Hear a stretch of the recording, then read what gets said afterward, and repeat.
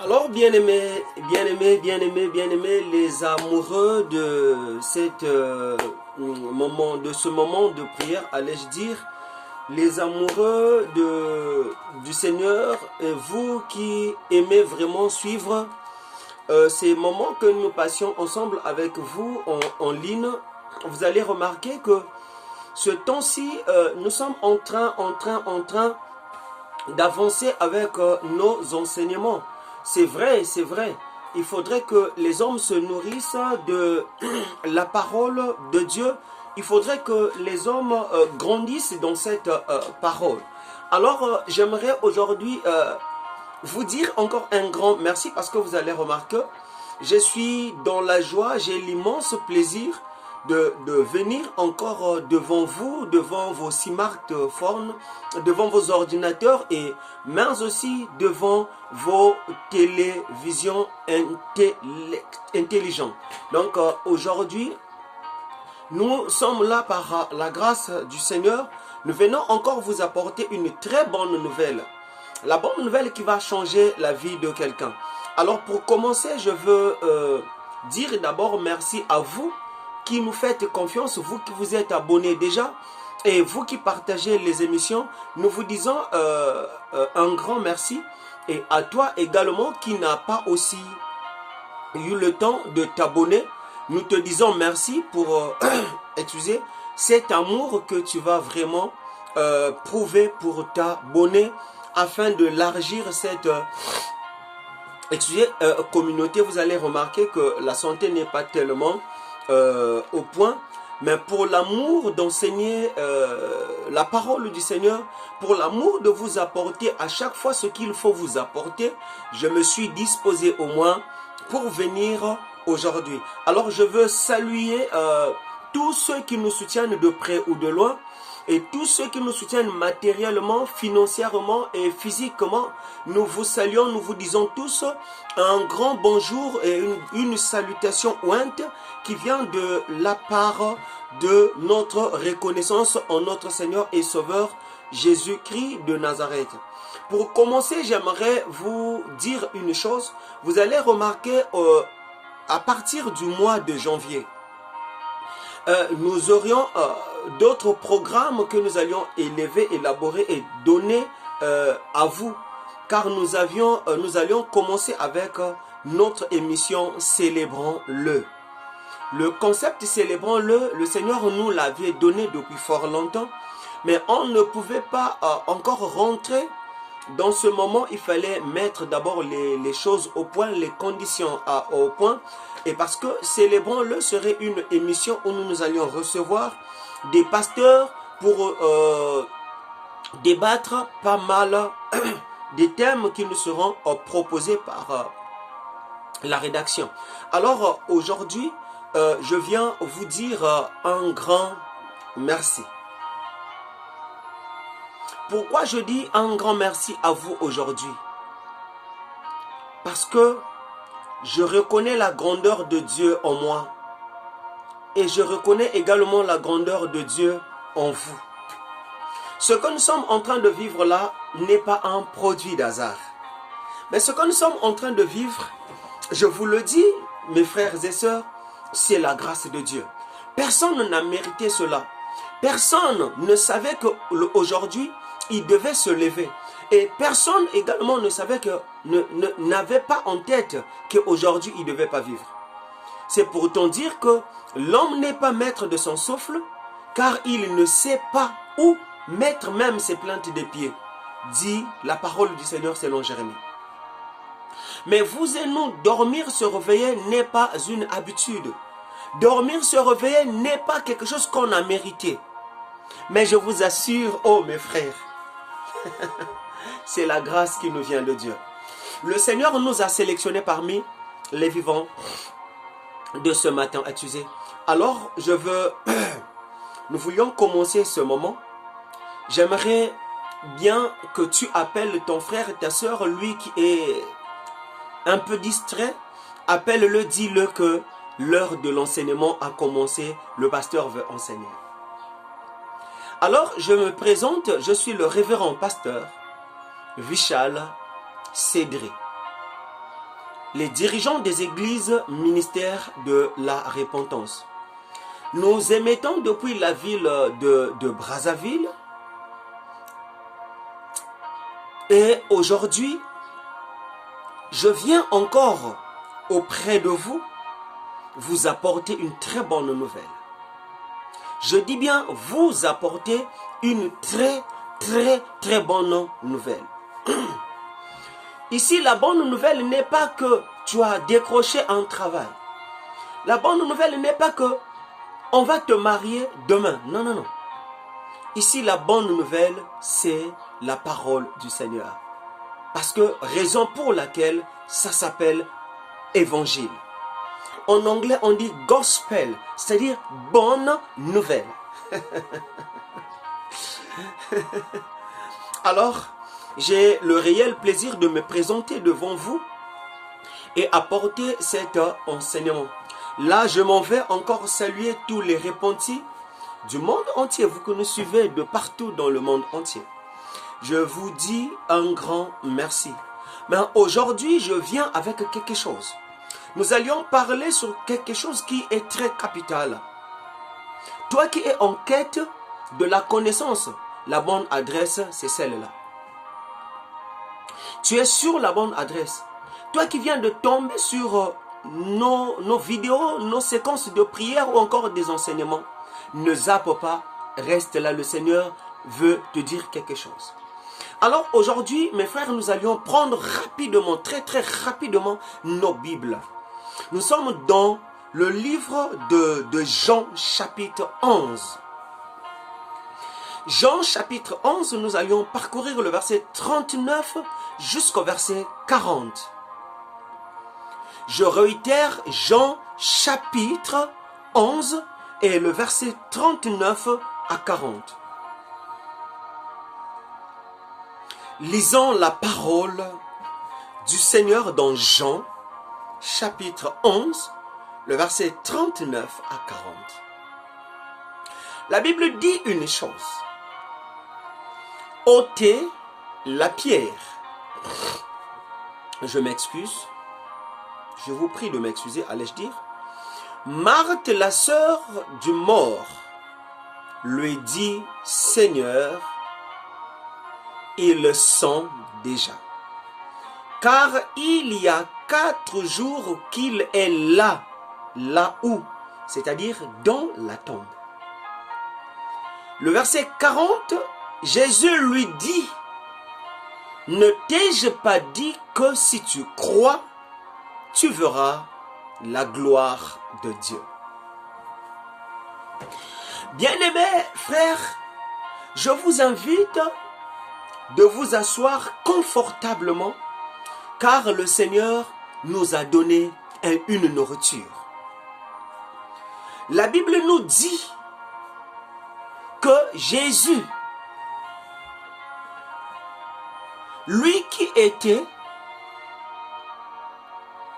frère de Lazare, frère de Marie et de Marthe, Jésus, lui qui ne manquait dans la maison de Marthe, de Marie et de Lazare, leurs frères.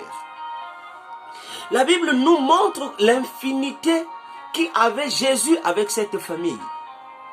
La Bible nous montre que Jésus passait son temps avec cette famille. Et cette famille ne manquait pas de donner à Christ ce qu'il fallait lui donner. Mais un jour, comme vous le constatez, le Seigneur était parti faire le travail du Père. C'est de ça que nous sommes en train de marteler matin, midi, soir. Jésus se levait pour aller ça et là dans des différents villages et différentes villes pour aller annoncer la bonne nouvelle du royaume. Jésus était allé faire le travail du Père. Mais la Bible nous dit dans l'intégralité de ce verset, ou encore de ce livre, de Jean 11, vous allez remarquer que la Bible nous dit, c'est Jésus qui commence à dire aux disciples que notre frère Lazare est malade. Il dit encore que notre ami Lazare dort. Pendant que Jésus parle du sommeil de dormir de Lazare, nos prédécesseurs, nos confrères les Pierre, les Matthieu, les Marc, les Simon, tous ceux qui ont marché avec le Seigneur ont fait allusion à dormir de l'assoupissement. C'est-à-dire que de la fatigue, Lazare dormait parce qu'il était fatigué. Je viens rappeler à quelqu'un, à toi qui m'écoute aujourd'hui. Je veux dire que la pensée de Dieu n'est pas la pensée humaine. Il faudrait que les hommes ou encore les humains retiennent cela. Ce que Dieu voit, c'est pas ce que les humains voient. Voilà pourquoi lui-même dans Ésaïe, il pouvait dire que vos pensées ne sont pas mes pensées et vos voix ne sont non plus mes voix. Le langage de Dieu doit différer au langage des humains. Si Dieu parle de la même manière qu'un humain, si Dieu raisonne de la même manière qu'un humain, mon frère, c'est qu'il n'est pas Dieu. Mais la Bible dit, pendant qu'il dit aux frères que notre ami Lazare dort, nous allions partir pour le réveiller. Nos prédécesseurs pensaient que Lazare dormait un sommeil comme tout le monde dort. Et je vous assure, le Seigneur les a dit, Lazare ne dort pas comme vous le pensez. My God. Il dit, Lazare ne dort pas comme vous le pensez. Il s'avère que à Béthanie, là où ils devaient repartir, les juges avaient des contentieux contre Jésus. Les juges voulaient détruire la vie de Jésus, voulaient mettre terme à la mission de Jésus. Quand Jésus demande aux disciples que nous devions repartir là-bas, les autres disent que, ah mais oui, c'est ce qu'il veut. Il veut nous emmener à la mort ou mourir ensemble avec lui. Pourquoi pas partir? Mais mes frères, j'aimerais vous faire remarquer quelque chose parce que je parle aujourd'hui du nouveau départ. Je suis en train de parler du nouveau départ. C'est lui qui veut marcher avec le Seigneur. C'est lui qui veut avoir un nouveau départ avec le Seigneur. Il faudrait que quelque chose s'arrête dans sa vie. Est-ce que tu as compris ce que j'ai dit? Il faudrait que l'ancienne vie s'arrête pour commencer la nouvelle avec le Seigneur. Si la première vie ne s'arrête pas, on ne peut parler du nouveau départ. Il fallait que la vie de Lazare s'arrête.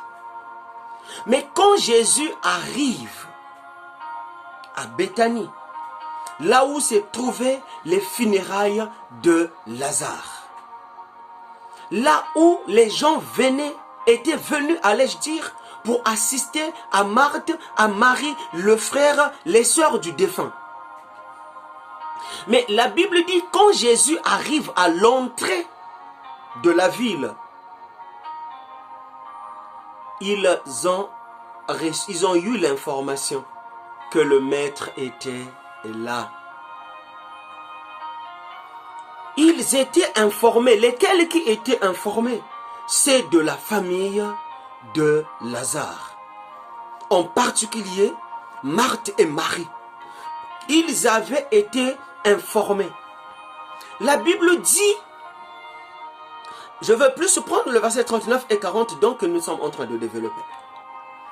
Jésus s'approcha de la famille de Lazare. Jésus parle à Marthe. Jésus dit à Marthe, où l'avez-vous mis? Mes frères, vous deviez comprendre une chose. Pour que dans notre famille, pour que dans nos vies, pour que nous ayons un nouveau départ, la première des choses que nous devions comprendre, c'est la direction. Si nous ne comprenons pas la direction, mes frères, rien ne va se changer dans nos vies. Vous allez remarquer, mes frères, Jésus est venu auprès des sœurs de Lazare, en particulier Marthe. Il dit, où l'avez-vous mis?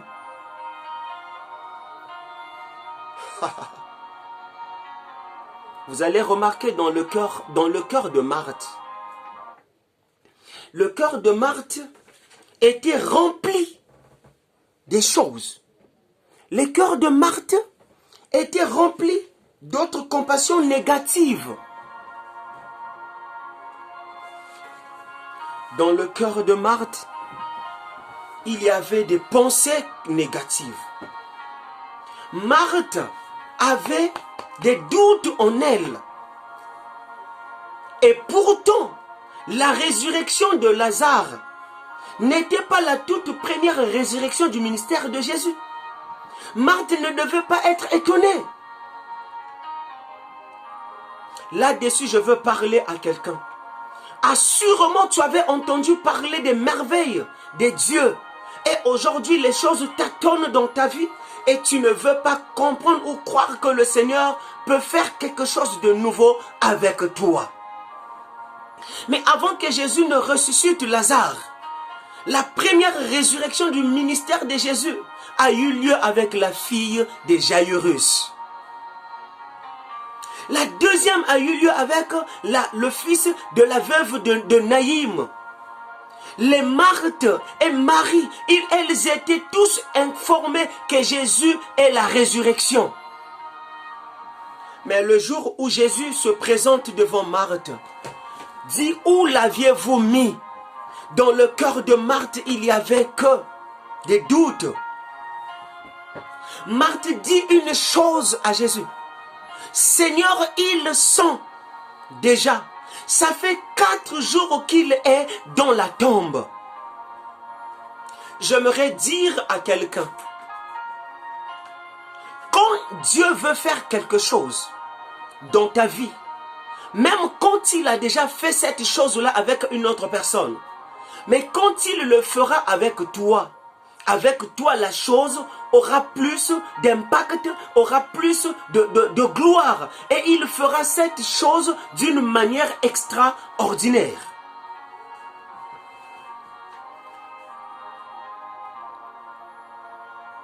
Vous allez remarquer la résurrection que Jésus a apportée à la fille de Jairus. La fille de Jairus venait à peine de mourir. C'était la toute première résurrection du ministère de Jésus. Jésus l'a ressuscité. La résurrection de la fille de la veuve de Naïm. Vous allez remarquer que le fils était déjà mort. On l'a pris, on le mit dans le cercueil pour l'emmener en terre. C'est là où Jésus apparaît pour venir donner un nouveau, allais-je dire, départ dans la vie de cet enfant ou encore dans la famille. Mais ici, avec Lazare, des choses changent. Ici, avec Lazare, les choses changent. La Bible dit que Lazare était déjà 4 jours dans la tombe. 4 jours. L'espoir était fini. L'espoir était perdu. Personne ne pouvait plus croire que Lazare devait revenir à la vie. C'est comme je veux parler, je prophétise, je dis pour toi que les hommes ont vu que ta vie était arrivée à sa terme. Que rien ne pouvait se faire dans ta vie. Je viens t'annoncer, peu importe la durée de ta souffrance, peu importe le temps où les gens t'ont enseveli, c'est lui qui à la résurrection est arrivé dans ta vie. Par le biais de ce message, de cet enseignement, Jésus te ressuscite de là où on t'avait enterré. Jésus dit à Marthe, où l'aviez-vous mis? Marthe dit, Seigneur, ils sont déjà. Ça fait 4 jours qu'il est dans la tombe. Je viens rappeler à quelqu'un, le problème de Jésus, ce n'est pas le nombre de jours qu'on t'a enterré. Le problème de Jésus, ce n'est pas la durée que la mort t'a englouti. Mais le problème de Jésus, que tu ressuscites, il a besoin de ton âme.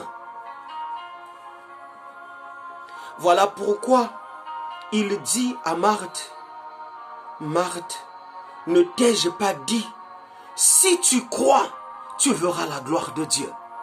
Pourquoi Marthe dit, Seigneur, il est mort. Il est dans la tombe. Ils sont déjà. En d'autres termes, Marthe était en train de sécuriser Jésus contre la décomposition du corps de Lazare, Marthe voulait mettre Jésus à l'abri contre la maladie, les infections. Mais Jésus ne voyait pas comme Marthe voyait. Ceux qui disent à Christ, ils sont déjà, ça fait 4 jours qu'il est dans la tombe. Ce n'étaient pas les habitants de Samarie, ce n'étaient non plus les habitants de Béthanie, mais c'était les membres de la famille du défunt. Assurément, toi frère qui m'entends, toi frère qui m'écoute en ces instants-ci, il y a les gens de ta famille qui ont dit que dans ta vie, rien ne va plus marcher. Dans ta vie, rien ne va se faire. Tu n'as plus de valeur. Ils t'ont condamné selon eux. Ils ont mis point à ta vie. Et toi, mon frère, tu pleures. Et toi, ma soeur, tu te lamentes. Et toi, ma soeur, tu dis, il ne faut jamais mettre le point dans ma vie. Moi, j'aime quand les gens mettent les points dans ma vie. Aimez que les gens puissent mettre les points dans votre vie. À moins que vous me dites que vous n'avez pas été à l'école. Pour ceux qui ont étudié, aussi longtemps une phrase n'a pas de point, cette phrase-là ne fera que continuer. Mais lorsque un point se présente dans votre phrase, c'est-à-dire que la phrase s'arrête là et une nouvelle phrase doit commencer. Il faudrait perdre quelque chose pour que le nouveau départ arrive ou une nouvelle vie arrive dans ta vie. Mais Marthe dit quelque chose de fort. Elle dit, Seigneur, ils sont déjà. Mais pendant que Marthe est en train de dire, Seigneur, ils sont déjà, Jésus dit autre chose à Marthe. Jésus ne parle pas par rapport à la réaction de Marthe ou par rapport à la réponse de Marthe. Mais Jésus parle comme étant le véritable Dieu, le Dieu créateur. Il dit à Marthe ce que suit. Ne t'ai-je pas dit que si tu crois, tu verras la gloire de Dieu? Pourquoi Jésus parle que si tu crois? Ici, Jésus parle de la croyance. En d'autres termes, Jésus voulait tout simplement dire à Marthe, il faut avoir la foi de Dieu. Si tu n'as pas la foi de Dieu, tu ne peux pas voir ton frère revenir à la vie. Mais souvent, nous les humains, nous n'avions pas la foi de Dieu. Nous avions